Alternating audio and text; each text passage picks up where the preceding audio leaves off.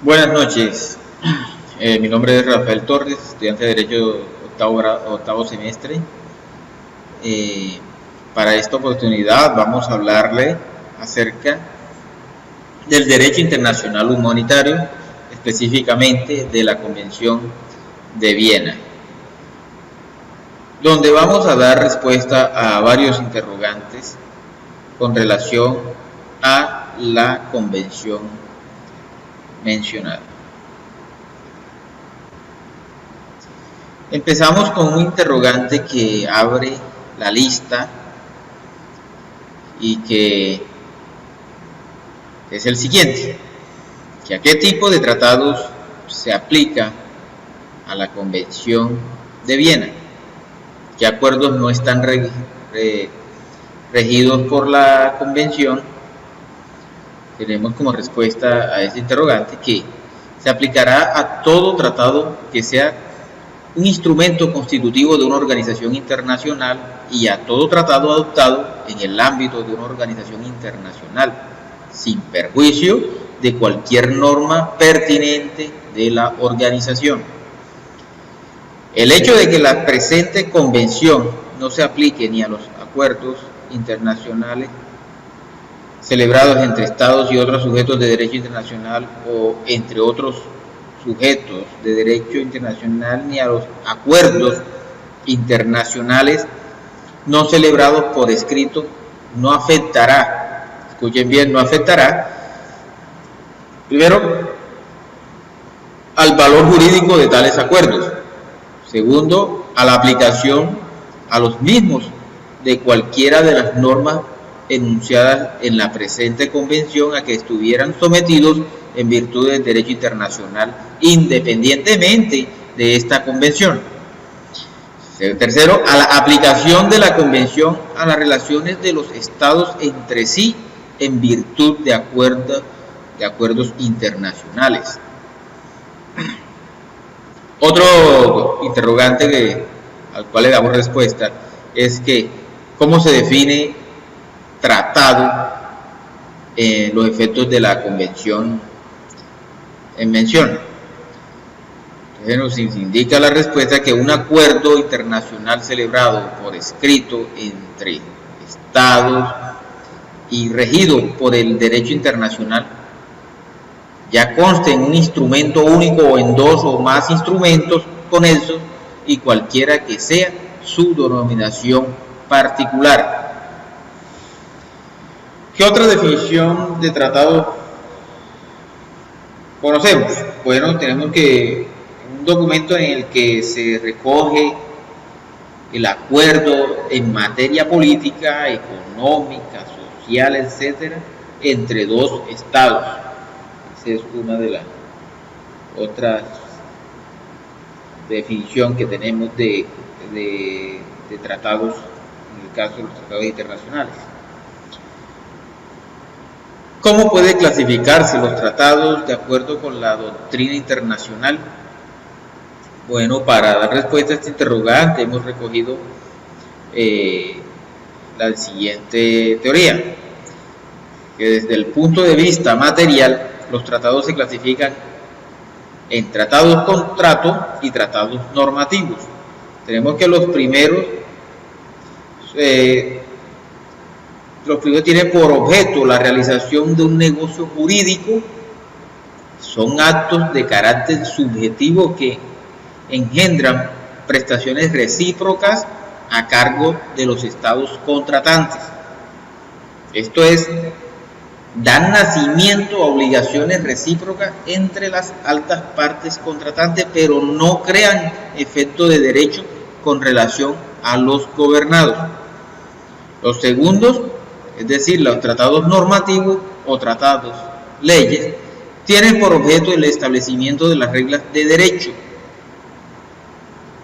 Son ejemplos de los tratados contratos los tratados de reparaciones de alianza, límites o cesión territorial, y en cambio son tratados normativos los relativos a títulos académicos, propiedad intelectual, las convenciones postales, aduaneras, entre otros.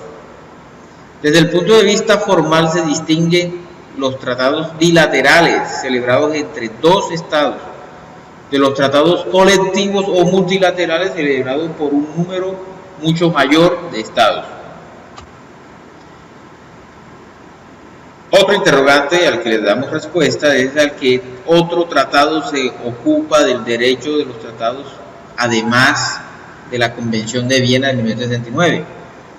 Pues vemos que el más conocido es el caso de Groenlandia Oriental entre Noruega y Dinamarca, fallado por la Corte Permanente de Justicia Internacional, la CPJI, en el año de 1933, llamado también Declaración Ilhen. Al término de la Primera Guerra Mundial, Dinamarca buscó el reconocimiento de las potencias aliadas de que éstas no objetarían la soberanía danesa del total del territorio de Groenlandia. Vamos a abordar otro tema que es referente a la celebración de tratados. Y como primer interrogante de este tema tenemos que ¿qué sujetos de derecho internacional reconoce la Convención de Viena capacidad para celebrar tratados? ¿Significa ello que el resto de los sujetos de derecho internacional no tienen esta capacidad? Entraremos a justificar dicha respuesta. Pues inicialmente tenemos que todo Estado tiene capacidad para celebrar tratados. En segundo lugar, que también se reconoce la capacidad para contratar por parte de las organizaciones internacionales, pero esto se ve supeditado a la normatividad vigente de la Convención de Viena. ¿Quiénes pueden participar en el proceso de celebración de los tratados representando a un Estado? ¿Qué funcionarios pueden hacerlo sin necesidad de presentar pleno poder? Hay que indicar además hasta qué etapa puedan actuar en tal sentido. Bueno, tenemos en primer lugar que para la adopción, la autenticación del texto de un tratado para manifestar el consentimiento del Estado en obligarse por un tratado, se considerará que una persona representa a un Estado. Primero, si se presentan los adecuados plenos poderes, o si se deduce que la práctica seguida por el Estado interesado o de otras circunstancias que la intención de esos estados ha sido considerar a esa persona representante del Estado para esos efectos y prescindir de la presentación de plenos poderes. Son los dos eventos en que se puede presentar esta situación.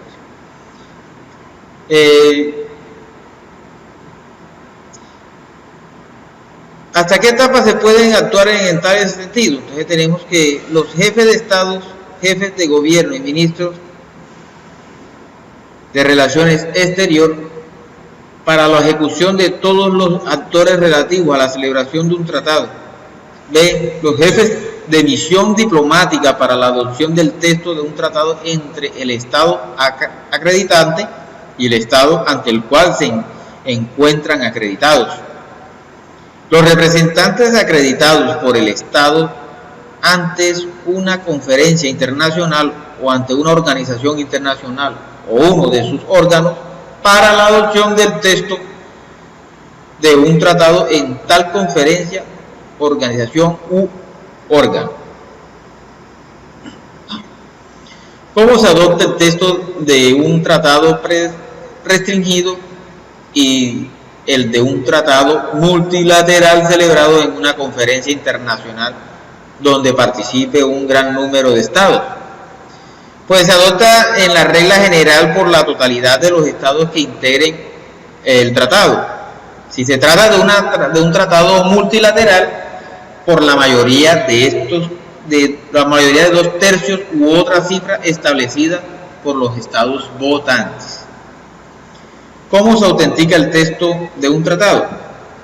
El texto de un tratado puede quedará establecido como auténtico y definitivo. Primero, mediante el procedimiento que se prescriba en él o que convengan los estados que hayan participado en su elaboración. O a falta de tal procedimiento, mediante la firma ad referéndum o la rúbrica puesta por los representantes de esos estados. ¿Qué efectos produce la autenticación? Pues tenemos que, si después de la autenticación de un tratado los estados signatarios y contratantes convienen en que existe un error, puedan corregirlo a través de uno de los siguientes medios. Primero, la rúbrica del texto corregido, la formalización o el canje de instrumentos en los que conste la corrección que se haya acordado hacer, o la formalización por el mismo procedimiento de un texto corregido de todo el tratado. Si hay un depositario, este comunicará a las correcciones propuestas a los estados signatarios y contratantes. En la práctica de las Naciones Unidas, el secretario general, en calidad de depositario, informa a todas las partes del error de la propuesta para corregirlo.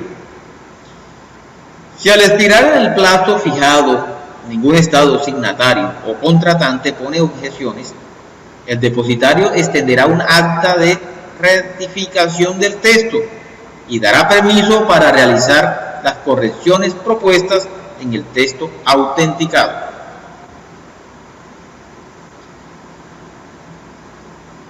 ¿Qué es la firma de ad referendum? ¿Qué efectos produce o puede producir? No es una firma definitiva, primero que todo, estando condicionada a su confirmación por el estado firmante. Su efecto se retrotraerá a la fecha de la firma cuando esta condición de confirmación se realice. La firma al referéndum, por su parte, de un tratado por un representante equivaldrá a la firma definitiva del tratado si su estado la confirma. ¿Qué es la rúbrica? ¿Qué efectos produce o puede producir? Tenemos que firma abreviada del plenipotenciario con el solo efecto de autenticar el texto, pero a diferencia de la misma al referéndum, esta no se confirma a posteriori ni tiene efectos vinculantes. ¿Cuáles son los modos de manifestar el consentimiento en obligarse por un tratado previsto en la convención mencionada? La firma, el canje, el instrumentos que constituyan un tratado, la ratificación, la aceptación, la aprobación o la adhesión, o en cualquier otra forma que se hubiere convenido. ¿Cuáles son los modos de manifestar el consentimiento previsto en la convención aplicables a los tratados en forma simplificada? Pues que se obligue en virtud de un acto distinto a la ratificación, manifestándose el consentimiento mediante la autenticación del texto o por un acto posterior a la autenticación, como la aprobación, notificación, aceptación o adhesión. ¿Cuáles son los modos para los cuales un Estado puede obligarse en un tratado en buena y debida forma? De forma plena o incompleta sería la forma para que esto se diera. ¿Qué efectos produce y qué efectos puede eventualmente producir la firma de un tratado? Pues en este caso la firma tiene un peso político considerable, ya que el Estado manifiesta su determinación de continuar el proceso de concertación, y de ahí que en ocasiones los Estados signen con carácter provisional un tratado, a reserva de estampar definitivamente su firma, como se ha sentado a través de la firma al referéndum y la rúbrica, mientras algunos detractores del derecho internacional arremeten contra su naturaleza vinculante. Los estados son cautos en firmar un texto, aun cuando solo asuman plenitud jurídica con la ratificación. Pues entonces nos hacen el otro interrogante, que ¿qué es la ratificación? Tenemos que es el acto internacional así denominado por el cual un Estado hace constar en el ámbito internacional su consentimiento en obligarse por un tratado. ¿Qué Estados tienen derecho a ratificar un tratado? Pues los Estados miembros y partes del mismo tratado, según así lo expresa la Convención de Viena. ¿Cuáles son las formas mediante las cuales un Estado puede ratificar un tratado? Tenemos que los procedimientos oficiales para dicha ratificación o adhesión varían según los requisitos legislativos nacionales del Estado. Antes de la ratificación o la adhesión, un país suele realizar normalmente un análisis de las disposiciones de tratado para establecer si las leyes nacionales se adaptan a sus disposiciones y establecer los métodos más apropiados para promover el cumplimiento del tratado. Por lo general, los países que promuevan la convención la firman poco después de haberla aprobado. Luego ratifican el tratado cuando se han cumplido todos los procedimientos jurídicos que exige la legislación nacional.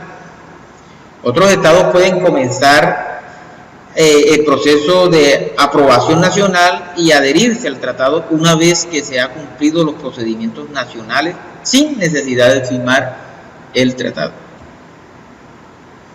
Adhesión. También tenemos que es el acto internacional, así denominado por el cual un Estado hace constar en el ámbito internacional su consentimiento en obligarse por un tratado. ¿Qué estados pueden obligarse mediante la adhesión y en qué tipo de tratados se puede llevar a cabo?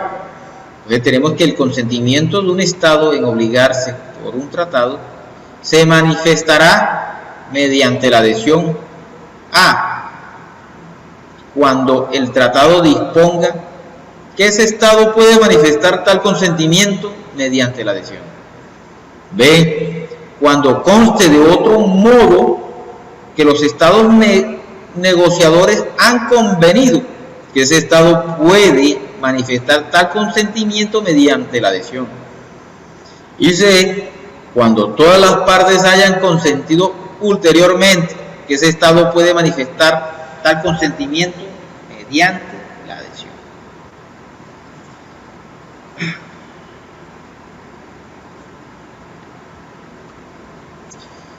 Es necesario que un Estado manifieste su consentimiento respecto de todo el tratado, o podría hacerlo solo respecto de algunas de sus disposiciones. Entonces tenemos en este caso que el artículo 17 de la convención mencionada dice que el consentimiento en obligarse respecto de partes de un tratado y opción entre disposiciones diferentes, sin perjuicio de los dispuestos en los artículos 19 a 23, el consentimiento de un Estado en obligarse respecto de partes de un tratado solo surtirá efecto si el tratado lo permite o los demás Estados contratantes convienen en ello. Segundo, que si el consentimiento de un Estado en obligarse por un tratado que permita una opción entre disposiciones diferentes solo surtirá efecto si se indica claramente a qué disposiciones se refiere el consentimiento. Ahora vamos a definir una serie de conceptos para tener claridad en el momento de que hablemos cada uno de ellos. Primero empecemos por lo que concepto de Estado negociador. Tenemos que un Estado es un Estado que ha participado en la celebración y adopción del texto del tratado. En segundo lugar tenemos que es un Estado signatario. Como respuesta a este interrogante podemos decir que un Estado signatario es aquel que ha firmado un tratado, pero aún no ha sido ratificado en su país. Estado contratante. Podemos decir que es un Estado que ha consentido en obligarse por el tratado, haya o no entrado en vigor el tratado. Estado parte. Un Estado es parte cuando, o mejor dicho, es aquel que ha consentido en obligarse por el tratado y con respecto al cual el tratado está en vigor. Y por último tenemos terceros estados. Podemos decir del tercer estado que es un estado que no es parte en el tratado. Surgen otros interrogantes como es: ¿qué obligaciones tienen los estados desde la firma del tratado de acuerdo con lo establecido en el artículo 18 de la Convención de Viena? ¿En qué supuesto cesa dicha obligación? Para dar respuesta al primer interrogante tenemos que desde la firma del tratado los estados tienen la obligación de no frustrar el objeto y el fin del tratado antes de su entrada en vigor. Si ha firmado el tratado o ha canjeado instrumentos que constituyen el tratado a reserva de ratificación, aceptación o aprobación mientras no haya manifestado su intención de no llegar a su parte en el tratado. Dicha obligación cesa cuando no se firma el tratado. Debe mantener esa obligación. ¿Qué obligaciones tienen los estados desde la manifestación del consentimiento y en el periodo que antecede a la entrada en vigor de acuerdo con el artículo 18 de la Convención en mención? ¿Y en qué supuesto cesa dicha obligación? Pues tenemos que desde la manifestación del consentimiento el Estado tiene la obligación de no frustrar el objeto, como ya lo habíamos dicho, y mucho menos el fin de un tratado antes de su entrada en vigor. Si ha manifestado su consentimiento en obligarse por el tratado durante el periodo que preceda a la entrada en vigor del mismo, y siempre que ésta no se retarde indebidamente. Dicha obligación cesa cuando no se manifiesta el consentimiento. Aplicación provisional y entrada en vigor. Este es otro tema que hace parte de la exposición y que tenemos el primer interrogante de este tema. Establece que ¿a qué se denomina aplicación provisional de un tratado? Y que en qué casos un tratado puede aplicarse provisionalmente. En primer lugar, se denomina aplicación provisional a la aplicación antes de su entrada en vigor, y que un tratado o una parte de él se aplicará provisionalmente antes de su entrada en vigor en los siguientes casos. Primero, que si el propio tratado así lo dispone, y si los estados negociadores han convenido en ello de otro modo. Otro interrogante que surge es: ¿qué es la entrada en vigor de un tratado y qué efectos produce? Para ello vamos a establecer el artículo de la Convención de Viena que refiere a los efectos que ésta produce. Primero, la entrada en vigor. Un tratado entra en vigor de la manera y en la fecha que en él se disponga o que acuerden los estados negociadores. Efectos que produce de acuerdo a lo establecido en el artículo 24 de la convención mencionada. Empezamos por el que a falta de tal disposición o acuerdo, el tratado entrará en vigor tan pronto como haya constancia del consentimiento de todos los estados negociadores en obligarse por el tratado. Segundo, que cuando el consentimiento de un estado en obligarse por un tratado se haga constar en una fecha posterior a la de la entrada en vigor de dicho tratado, este entrará en vigor con relación a ese estado en dicha fecha, a menos que el tratado disponga otra cosa. Las disposiciones de un tratado que regulen la autenticidad de su texto, la constancia del consentimiento de los estados en obligarse por el tratado, la manera o la fecha de su entrada en vigor, las reservas, las funciones del depositario y otras cuestiones que se susciten necesariamente ante la entrada en vigor del tratado se aplicarán desde el momento de la adopción de su texto. Esa es la condición. ¿De qué manera un tratado puede entrar en vigor en general?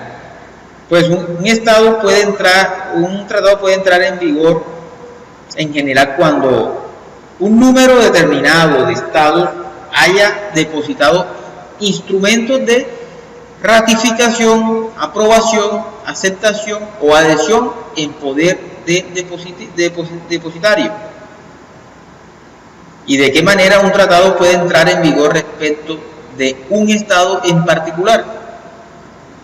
Pues cuando el consentimiento de un estado en obligarse por un tratado se haga constar en una fecha posterior a la de la entrada en vigor de dicho tratado, este entrará en vigor con relación a ese solo estado en dicha fecha, a menos que el tratado disponga cosa distinta. ¿Cuál es la regla supletoria establecida en la Convención de Viena para el caso de que el tratado no disponga nada acerca de su entrada en vigor? Pues tenemos que la regla supletoria, de acuerdo al artículo 24 y en su numeral segundo de la Convención de Viena, consiste en que a falta de acuerdo entre los estados negociadores de la manera y fecha de entrada en vigor, esta entrará en vigor tan pronto como haya constancia de consentimiento de todos los estados negociadores en obligarse por el tratado. ¿Qué disposiciones convencionales se aplican antes de la entrada en vigor del tratado pertinente? Las reservas, puesto que antes de la entrada en vigor de un tratado, los países miembros deben determinar si desean formar algún tipo de reservas, las cuales deben ser firmadas antes de dicha entrada en vigor del tratado.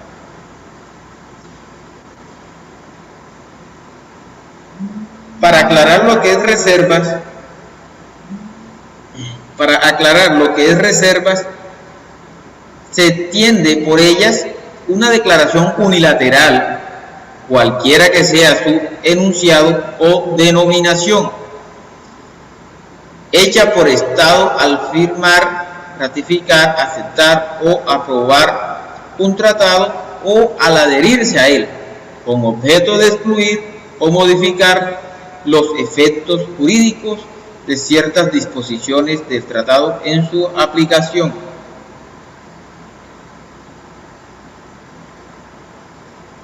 ¿En qué momento puede formularse una reserva? Pues un Estado podrá formular una reserva al momento de firmar, ratificar, aceptar o aprobar un tratado o al adherirse a él. ¿Cuáles pueden ser los objetivos de una reserva? Los objetivos de una reserva se es excluir o modificar los efectos jurídicos de ciertas disposiciones del tratado en su aplicación a ese Estado.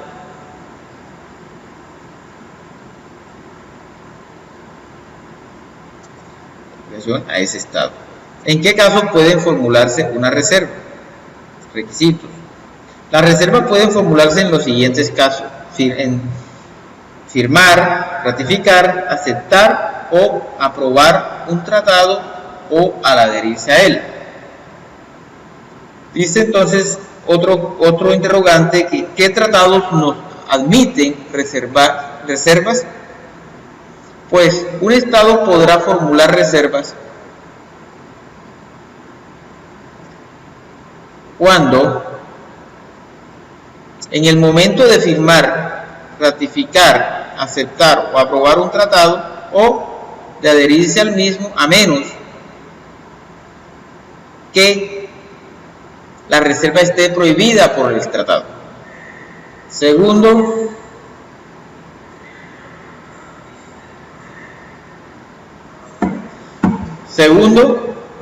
que el tratado disponga que únicamente puede hacerse determinadas reservas entre las cuales no figura la reserva de que se trata, o que en los casos no previstos en los apartados A y B, la reserva sea incompatible con el objeto y el fin del tratado. Tenemos unos ejemplos como es que la reserva esté expresamente prohibida, que la reserva esté implícitamente prohibida, que sea incompatible con el objeto y fin del tratado. Cuestión que depende de la apreciación de la aceptabilidad de la reserva por los demás estados contratantes.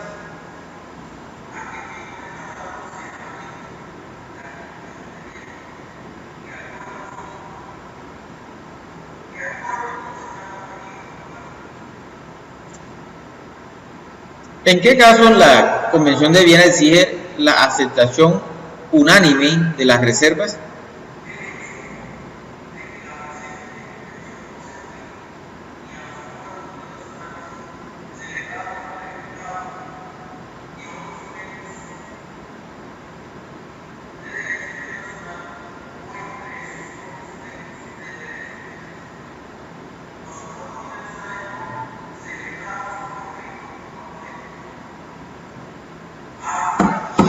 La Convención de Viena exige la aceptación unánime de las reservas en caso en el que el tratado así lo disponga y cuando el número reducido de estados negociadores del objeto y del fin del tratado se desprenda que la aplicación del tratado en su integridad entre todas las partes es condición esencial de consentimiento de cada una de ellas en obligarse por el tratado.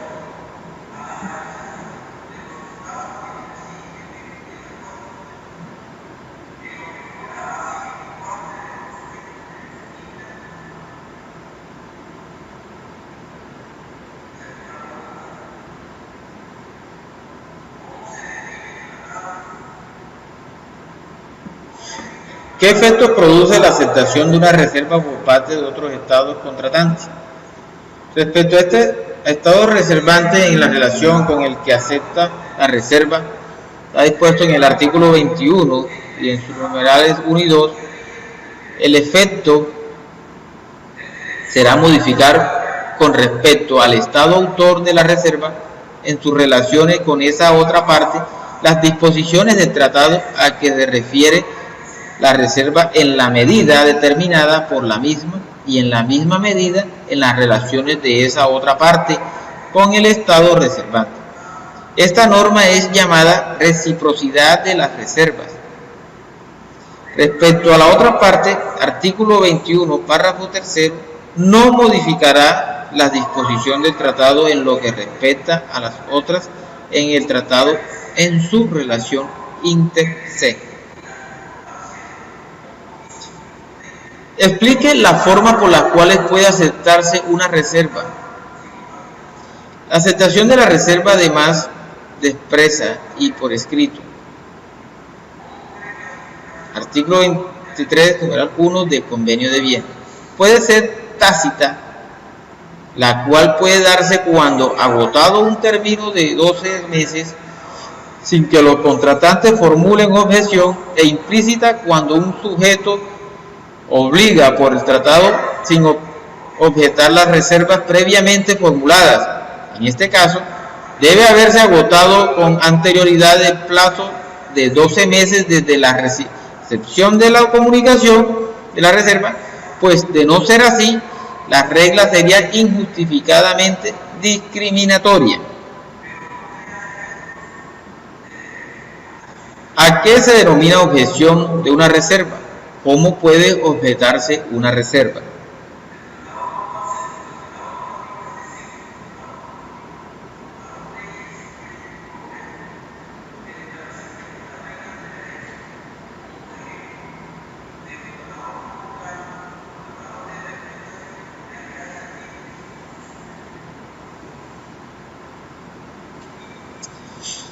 En cuanto a qué se denomina objeción de una reserva y cómo puede objetarse una reserva, es cuando un Estado contratante formula una objeción a una reserva, especialmente si considera que una reserva es incompatible con el objeto o fin contratado. La reserva puede objetarse dentro de los 12 meses siguientes a la fecha en que hayan recibido la notificación de la reserva o en la fecha en que hayan manifestado su consentimiento en obligarse por el tratado, si esta última es posterior. ¿Qué tipo de objeción de una reserva existen y qué efectos produce cada uno? La reserva dentro de los 12 meses siguientes a la fecha en que hayan recibido la notificación de la reserva, en la fecha en que hayan manifestado su consentimiento en obligarse por el tratado, si esta última es posterior. Cuando un Estado que haya hecho una objeción a una reserva no se ponga en la entrada en vigor del tratado entre él y el Estado autor de la reserva, las disposiciones a que se refiere esta no se aplicarán entre los Estados en la medida determinada por la reserva efecto de las objeciones.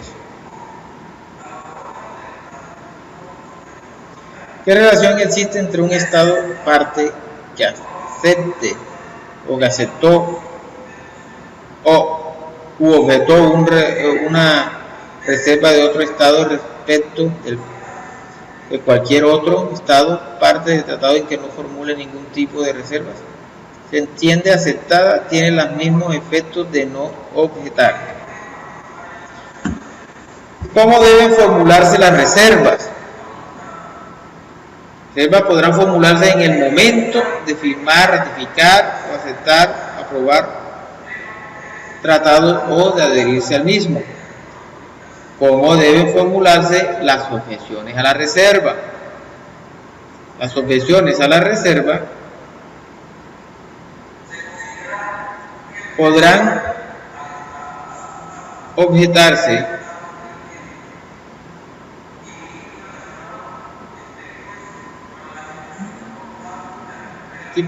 de acuerdo al articulado en el artículo 23 de la Convención de Viena. La objeción a una reserva deben de formularse por escrito, comunicarse a los estados contratantes y a los demás estados facultados para llegar a ser parte en el tratado.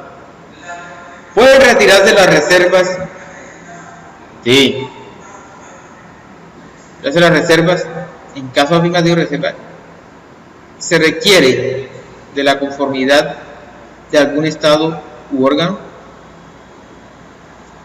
Según el artículo número 22 de la Convención de Viena, una reserva podrá ser retirada en cualquier momento y no se exigirá para su retiro el consentimiento del Estado que la haya aceptado. Pueden retirarse las aceptaciones de la reserva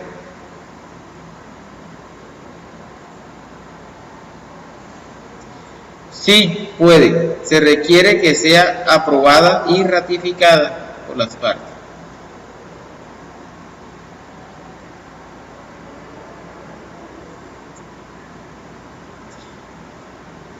¿Qué principio general de derecho debe observarse durante la aplicación de un tratado? El principio que debe observarse durante la aplicación de un tratado es el principio de la buena fe. ¿Qué dispone la Convención de Viena respecto de sus relaciones jerárquicas con las normas del ordenamiento interno de cada Estado? ¿Cuál es el principio general y cuál es la excepción? El artículo 23 establece una parte: el Estado u organización internacional no podrá invocar las disposiciones de su derecho sino como justificación del incumplimiento de un tratado. El principio general es de cumplimiento de la norma de buena fe. El principio de establecer por la Convención de Viena respecto de la aplicación temporal de los y cuál es su excepción. Convención de Viena, el principio establecido por la misma es el de la buena fe, salvo que una intención diferente se desprenda de él o de otro modo. ¿Qué es el principio establecido por la Convención de Viena respecto de la aplicación espacial de los y los cuales de su excepción?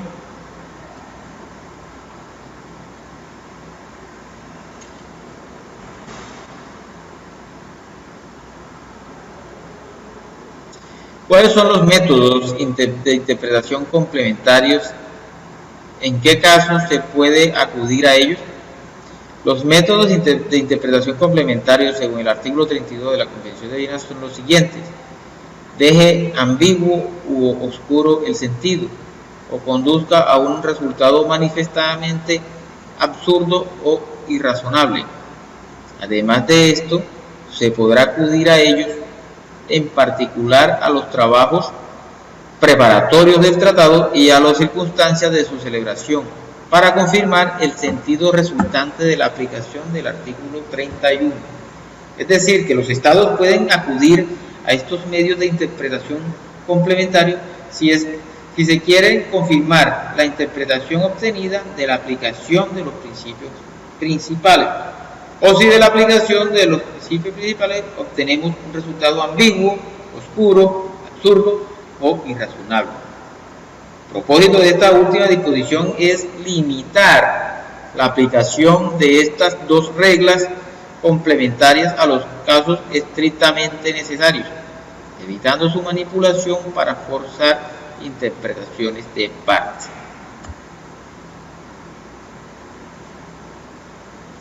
¿En qué consiste el método subjetivo de interpretación?